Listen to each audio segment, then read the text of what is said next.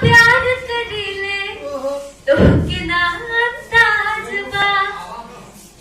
बस इतना ही काफी।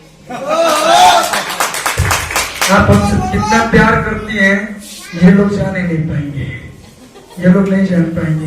लेकिन एक लाइन इनके लिए, हरी मनवा में फसल बड़ी कि मनवा में फसल बड़ू अपने जमे में धसल हो।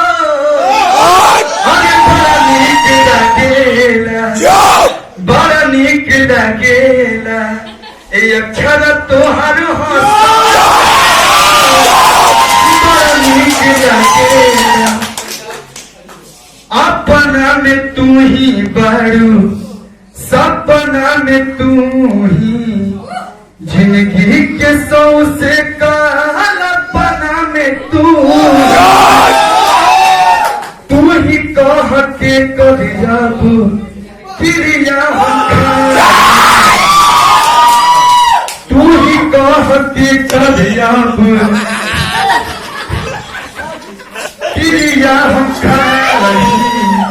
प्यार के पुरूप में हम का देख लाई, जान के तू दुनिया जहान ले भुका हो।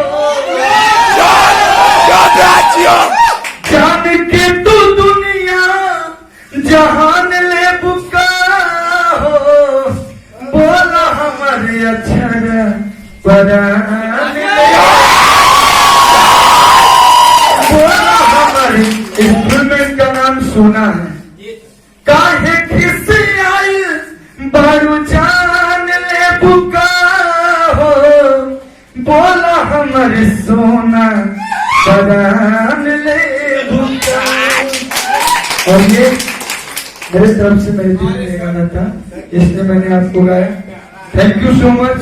भगवान करे हम लोग ऐसे फिल्म करते रहे, ऐसे ही पार्टी होती रहे, और जब भी फिल्म रिलीज हो सही बोला डी.के. सर ने कि टेक्नीशियन का आशीर्वाद मिलता है, जो मेहनत करते हैं उनका आशीर्वाद मिलता है, और हम लोग अच्छा फिल्म बनाएंगे तो पब्लिक देखने जरूर आएगी। तो आप लोग आशीर्वाद दीजिए कि फिल्म जब भी रिलीज हो हमारे भोजपुरी इंडस्ट्री के शुभ बढ़िया। बहुत बहुत धन्यवाद। Thank you. आलोक जी करोगे यार, एक सेकंड। आलोक जी अब आए, और हमारे प्रोडक्शन के एक बहुमूल्य आदमी अभी थोड़ा सा